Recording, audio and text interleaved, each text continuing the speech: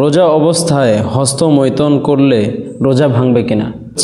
উত্তর, রোজা অবস্থায় রোজা রেখে স্ত্রীকে চুমু দিলে রোজা কি ভেঙে যাবে? করেছে প্রিয় ভাই, রোজা অবস্থায় যদি ভুলেই কোনো কিছু খেয়ে ফেলি তাহলে কি রোজা ভাঙবে?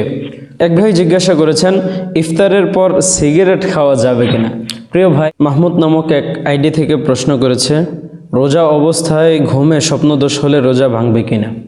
উত্তর হচ্ছে, রোজা অবস্থায় স্বপ্নে যা কিছু হোক না কেন রোজা ভাঙবে না, অর্থাৎ স্বপ্নদোষ হলে রোজা ভাঙবে না, কারণ এটা হচ্ছে স্বপ্ন অনিচ্ছাকৃত। তবে গোসল ফরজ হয়, সেক্ষেত্রে ঘুম থেকে ওঠার পরে সবচেয়ে গুরুত্বপূর্ণ কাজ হচ্ছে ফরজ গোসল সেরে নেওয়া।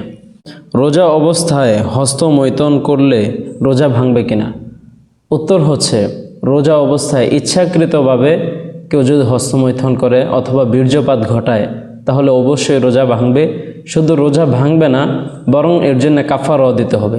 সুতরাং সিয়াম মাসে আমরা নিজেদেরকে কন্ট্রোল করার চেষ্টা করব, কারণ এই রোজা রাখার মাধ্যমে আমরা আমাদের নফস, আমরা আমাদের সকল প্রকার জিনিসকে, সকল প্রকার শয়তানের কুমন্ত্রণা থেকে হেফাজত করার চেষ্টা করি।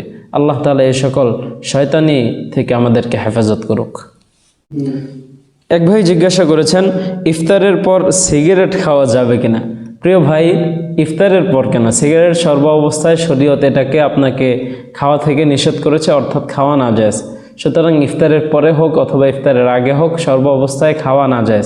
তবে হ্যাঁ, ইফতারির পরে খেলেও গুনাহ হবে, তবে ইফতারির পরে আপনি খেতে পারবেন, ইফতারির আগে তো কোনোভাবেই খাওয়া যাবে না। তবে সর্বাবস্থায় ধূমপান থেকে আমাদেরকে বিরত থাকতে হবে, কারণ গোশখোর যদি ইফতারির পরে গোশ খায় তাহলেও সেটা নাজায়েজ, ইফতারির আগে গোশ খেলেও সেটা নাজায়েজ।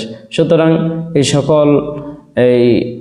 যে সকল খাদ্যদ্রব্য অথবা নেশা পানি আল্লাহ তাআলা নিষেধ করেছেন, এগুলো থেকে আমরা বিরত থাকার চেষ্টা করব।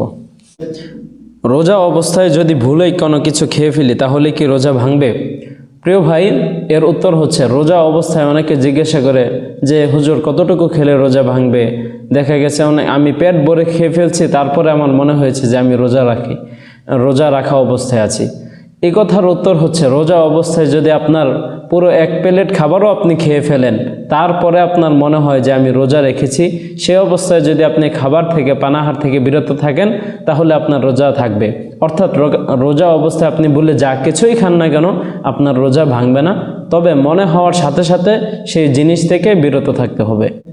এক ভাই প্রশ্ন করেছে রোজা অবস্থায় রোজা রেখে স্ত্রীকে চুমু দিলে রোজা কি ভেঙে যাবে কিনা?